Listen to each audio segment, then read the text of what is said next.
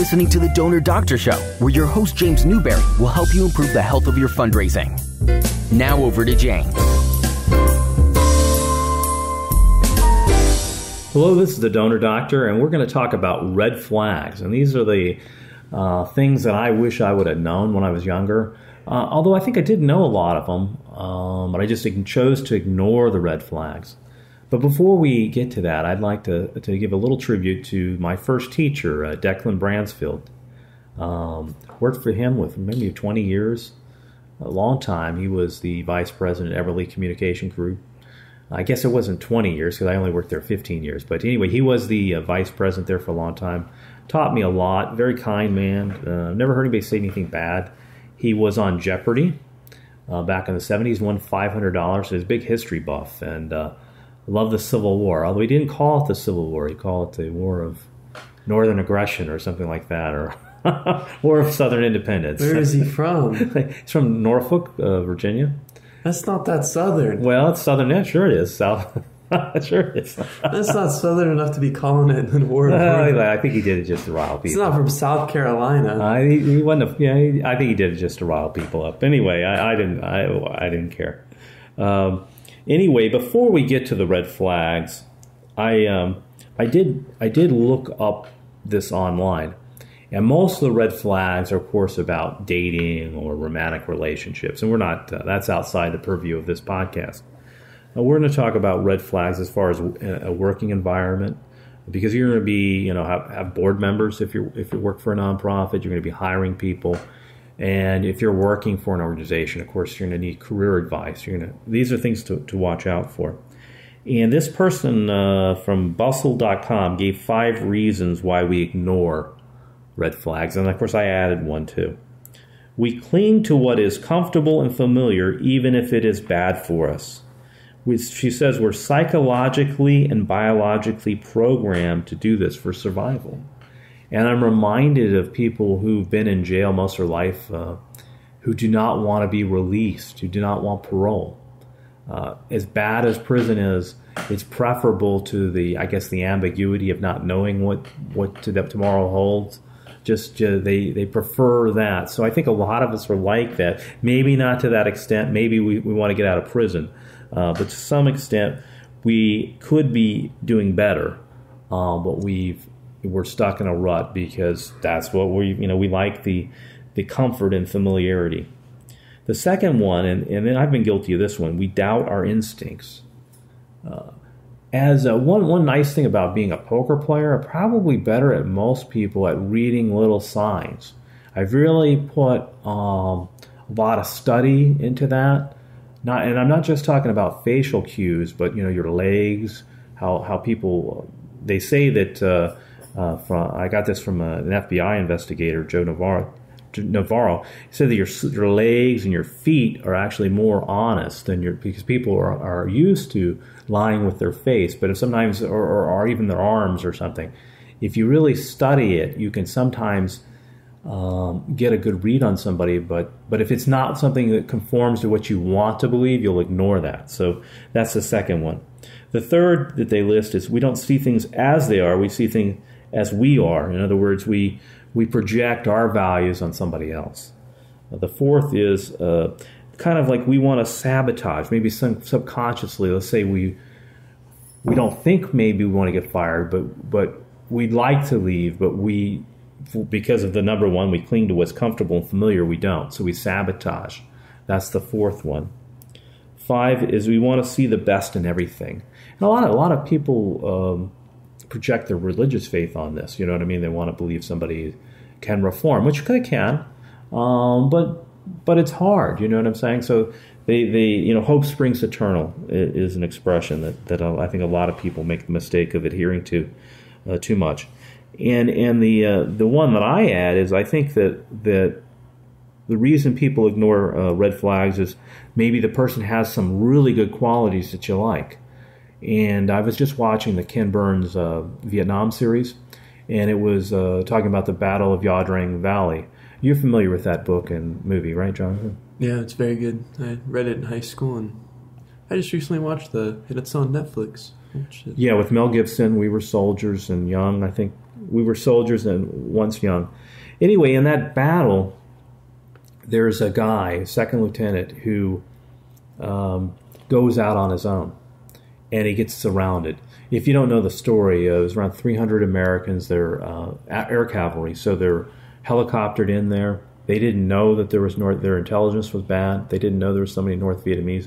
They thought it'd be like a couple hundred, and it's 3,000 instead. And this unit, anyway, got surrounded, and the lieutenant got killed, and a bunch of other people. Most of the people in his platoon got killed. Well, in the training, the Sergeant Major Plumley, I believe it was him or some other sergeant, said, "Hey, this guy is a cowboy. I mean, he's a John Wayne. He's going to get people killed." I mean, it's very good. You want people courageous that are aggressive, but you don't. They have to follow instructions. They have to follow orders, or they're going to get a bunch of people killed. And he was so good. Even a guy like Hal Moore, was a great commander, ignored the red flags that were already there before he got into combat, and with deadly consequences. Well, let's get to our 10 red flags.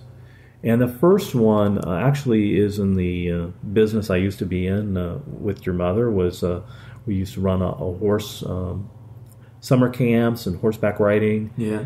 And the one thing that I wish I knew more about was barn hoppers. Now, what is a barn hopper? It's someone who usually, because they're an awful customer, can't commit to one barn, and they just keep moving.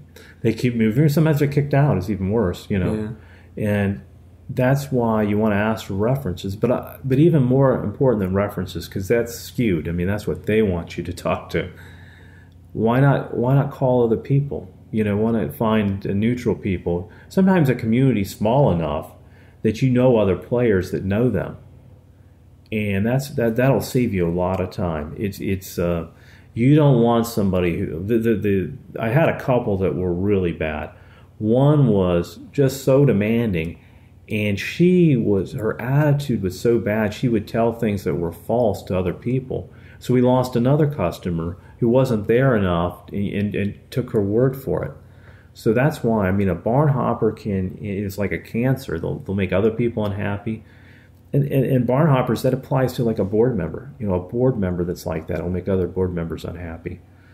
So it's worth the time to call around and ask for questions. Somebody who is moving from barn to barn or job to job, they're somebody that's unhappy, maybe in their own life, and they're going to project it onto you, and you want to avoid that. So that'd be my first. The second is the guy who won't follow instructions. And I say that's guy because I think women are better at this than men. We talked about the Vietnam story with Joe Galloway's book. That's a good example. Your uncle, he was telling me when he played football, he got a lot of trouble. He played defensive tackle. He's pretty good. He's a big guy. But he wanted to get the sacks himself, and their scheme was for actually more the linebacker to do that. He was supposed to, and I've done that myself. I was playing position and it got myself pulled. But I would, so I'm sure that's happened to you too. Yeah, so the linebackers liked me because I was so small that I wasn't able to get to the quarterback anyway. So that's good. So I would just keep the line, but the lineman couldn't push me. So there you are. This is going to be a controversial one, but it's from my experience. Agencies that have an all-female copywriting staff are all young. Now, I'm sure there's going to be some people. Let me tell you my experience with this. The all young, I'm sure of. If you're say in a creative agency and there's no middle-aged people, that's a sign that the agency,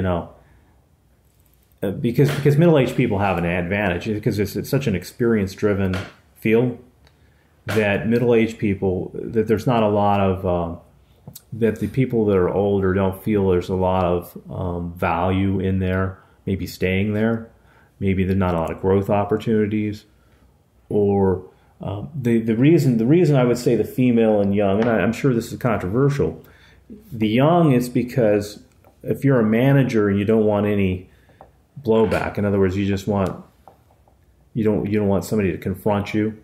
Young people are better because they don't know as much and they're more likely to be docile. The female was, I worked at an agency and a male boss, and ordinarily you would say an all-female, or I was all-female except for me, and ordinarily you would say, well, that's more progressive. Well, I found the opposite, because the reason I think he wanted all-female is because he just wanted people not to give him just easy to manage. You know what I mean? They'd follow instructions, not give him any grief. And that's not necessarily, although I value that, I mean, certainly following instructions, you don't want somebody totally docile, because that's not creative. And in that agency had, at one time, what I consider the best copywriter I ever worked with, Ben Brannick. And they fired Ben Brannick. So it was crazy. They shouldn't have fired Ben Brannick. At the very, if you don't want him to work, if in other words he'd come in late and all that kind of stuff, just have him work at home. I mean, his copy was so good. I mean, it's crazy. It's this mentality, oh, you got to be here at 9, you know. These are, you know, a copywriter is not somebody who punches a clock. You can evaluate them on the power of their copy. He was so much better than anybody they had on staff. It was crazy that they would fire him. I mean, just, this guy's done very well, though. So it shows you can make mistakes. But that guy, you know, you don't expect a copywriter to be, the best copywriters are not going to be conformists. So, I mean, just so you know, you need to be somewhat flexible with them. A couple questions if you're working, say you're a junior copywriter and you're working in a place, is this a place where I can grow? And the other, is it conformist? Because if it's really conformist, you're going to be limited. You're never going to be a star if you. And a lot of the agencies I've worked for, even on a freelance basis, I'm just amazed by the degree to which everything is, you know, by the book. And copy is not like that. Even though earlier I was saying, like, you need to follow instructions. Well, you need to follow instructions until you know enough to know better. You know what I'm saying? Certainly in command you do. So there's exceptions. Maybe a happy balance, let's say. The fourth is ignoring body language and social cues, not going with your gut. You also need to confront rather than cover up. That was a mistake I made. With a special election I worked for, was a guy named Bob Gaffner, a really nice guy. I got hired by my buddy Bill. You've probably seen Bill. He was in the commercial for Come to New Orleans, you know, when they had the BP oil thing. Yeah, I've seen that. That was the guy. The guy from New Orleans was my friend Bill. Bill hired me to be the finance director, and a guy named Rich Galen, who you might have seen on TV. He's used to be Newt Gingrich's press secretary. I meet Bob, the candidate, and he's just like unfriendly as all can be. I said, well, what is this? And, well, he felt like he didn't have a voice in hiring me. So I should have confronted that and said, hey, well, do you want me to stay or not? But I was already there. Eventually, I was able to work it out with Bob. But it started, you know, and I just covered it up. It seemed like he was unfriendly, but rather than confronting it and maybe resolving the issues, I let it linger, and that was a big mistake. I ignored the body language that he wasn't happy. The fifth is a petty boss. Back in the late 80s, I had an offer to work for Karl Rove. Are you familiar with him? Yeah. He's a big direct mail guy. Well, back then he wasn't famous. He did voter mail, and he also did fundraising mail. Huh. He would do not just political mail, but like zoos and other stuff. I think maybe some museums.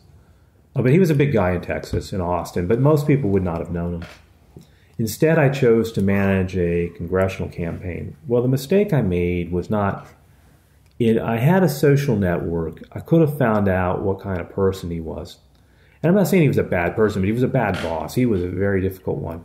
And one of the stories that was told to me because I worked for Senator Phil Gramm, one of his regionals, he'd broke down the state like 7 or 8, so big, like he'd have regional representatives. And the senator visited this guy's small town of like 1,000 people in the Panhandle, which is a big deal. You don't have a U.S. senator coming there every day. And the state rep, who was my boss running for Congress, he did not come because the Lindsay had talked to the mayor first. So in other words, the mayor knew before for the state rep, and he was so it's like kind of that pettiness. It just carried over to other things. So eventually, why he lost too, because just the personality, turned people off. But if I would have known to ask these things, a lot of times you just don't know the red flags, and I think that's one thing is you need to know have as much information as you can. I'll tell you a funny story. There was a guy who's a lawyer. He had also been a police officer in PG County, and then went to law school, became an FBI agent. And this is a reversal. One of his jobs was this Nigerian committed a scam, and he was ordered to make restitution. And the guy I used to play cards with was using his money instead of paying the victimized people. He was using his own money. He was using it for his personal funds. And so he got disbarred. They didn't get put in jail. I guess he made restitution. But the funny thing in the paper said, well, he had an excellent reputation. And I was reading that at the poker game, and everybody laughed because everybody in the poker community knew he was a complete bum. But this guy, so the FBI, they do background checks all the time. He knew if he had talked to anybody who knew him socially. You could tell all the bounced checks he wrote. I mean, somebody who writes a lot of bounced checks isn't an ethical person right there, and nobody sued him or something, but just checking that one thing. It's a funny story. But what I'm saying is you need to do enough investigation if you're going to go work for somebody, you know what I'm saying, or you're making a major commitment. Or sometimes even if you're signing a client, you need as much information as you can get to know whether this is going to be a good investment of your time.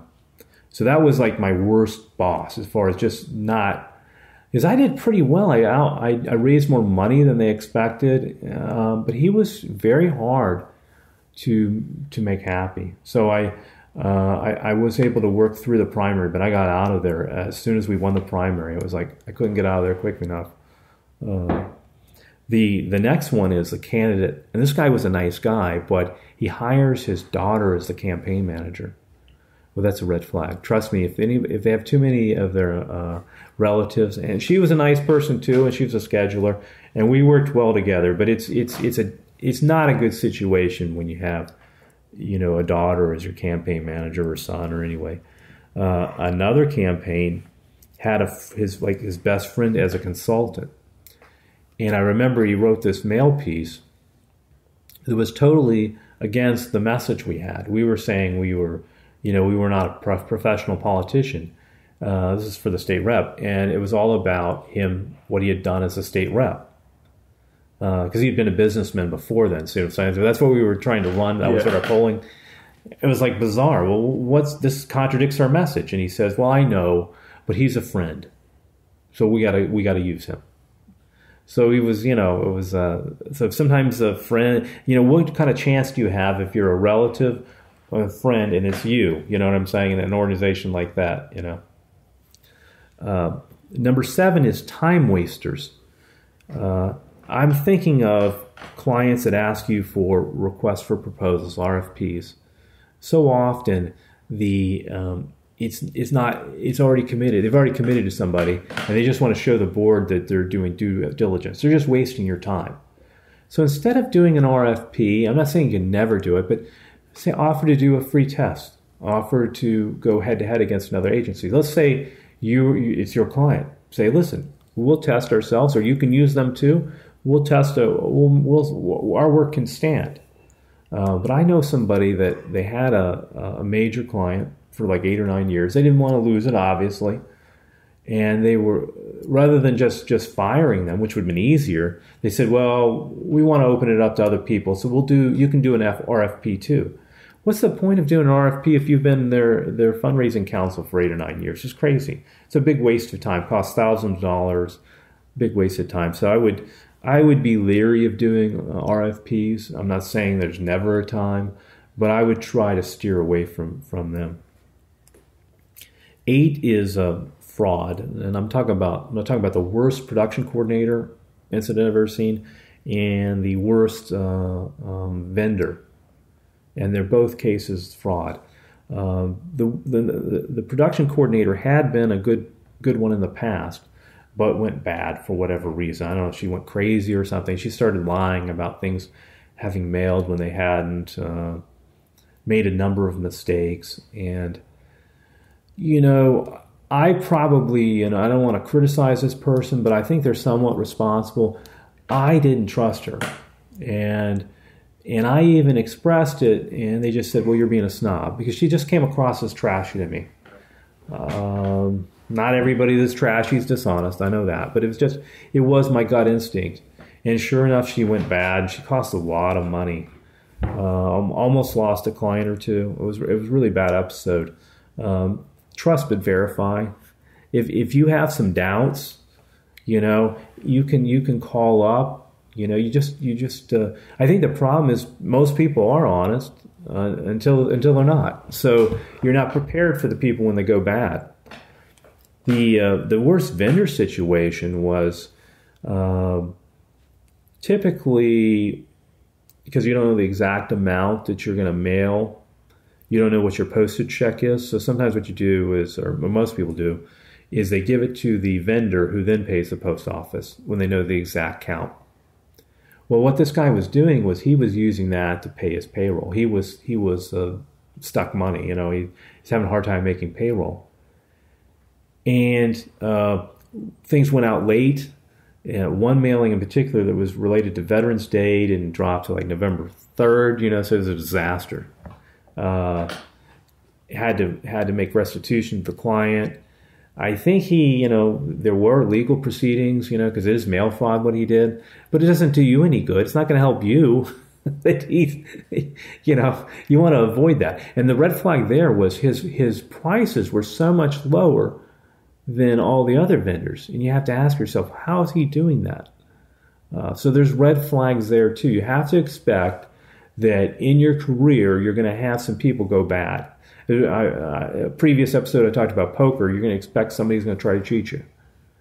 Whatever you're in, there's always somebody that's going to go bad. And they may be good for a long time. And that's an easy mistake to make. Somebody that's been good, you've known for a long time, you let your guard down. Sometimes there's been a change in their life. Maybe they were flush before. Now they're short money, and so they're cutting corners. So it's something to be on the guard on the lookout for. The last two, one is people that are in, or organizations that are inflexible. Now you remember meeting Craig Kemp, right? Yeah. Yeah, he went to a couple of your basketball games, and he was quite a character. He had a background working for advertising firms, and he was exceptional at writing prospect pieces, particularly for newer clients, but others too. And he really put some nice numbers out there. For whatever reason, Craig didn't want to do any house mailings, which was a problem because the agency we were working at was structured so you'd write the prospect and house mailings. So this required kind of a change in the rules. Fortunately, they did that. That was wise. But some agencies would say, no, this is how it's done. Or sometimes somebody maybe needs to work at home. Maybe it's a young mother, it's a good copywriter. She needs to work at home, raise the kids, and she can. You need to be flexible like that. And some organizations are flexible, others aren't. Some want to have the same rules for everybody. Well, no, not everybody needs the same rules. Maybe somebody 25 needs the discipline of coming into an office. Maybe they need to learn more. Somebody 45, 55, maybe they don't. So you want to be flexible, particularly to keep your better employees, and that's particularly true for nonprofits because the pay is not as good. Mm-hmm. So you definitely flexibility is something you can give as a big asset. Makes it particularly if you're talking about like in the DC area, the traffic's so bad. If you allow people some flexibility, it's really a good idea. The last one is unforgiving, holding grudges. It's so. I'm not saying you should forget, obviously, because those red flags. People don't change as much. Sometimes they do. But I remember a good opportunity, a client that had great potential, came back and the guy turned him down, because he was doing well. Maybe he said, "Nah, you crossed me once." Sometimes, the better thing is to say, "Well, enough time's passed." The thing about clients is, particularly if you're talking about direct mail fundraising, they don't have a good idea of what a good job is. In a previous episode, we had Tiger Haven. You remember meeting Mary Lynn, right? Yeah. Yeah. And this nice lady, she was given some story about, how we can lower your costs. Well, they did lower the cost per letter mailed, but the revenues plummeted and it was catastrophic and almost forced her out of business. Well, she didn't know any better. So, fortunately, she was able to come back. But I've been in organizations sometimes where they don't let somebody come back. If somebody, now knows that, hey, you were doing a pretty good job for them, or, if they come back, first off, you have to respect that they're swallowing their pride a little bit. You have to respect that, I think. And I think you should welcome them back. If somebody, now they're going to actually be a better customer because they know, a better client, they know they've tried other people. You know what I'm saying? Mm-hmm. So that I think it's important to not hold grudges of something very good in life too. I'm not saying you should forget what they've done if they've done something, but if enough time passes. I once tried to give a client to somebody, and I knew that they had problems, but I figured it had been 10 years previous. He said no, and of course he is successful, but it just seemed like a crazy thing to not, to not forgive after that many times. So it's something of good quality. I'm not saying forget, but do forgive. Anyway, this is the Donor Doctor signing out. Till next time, bye.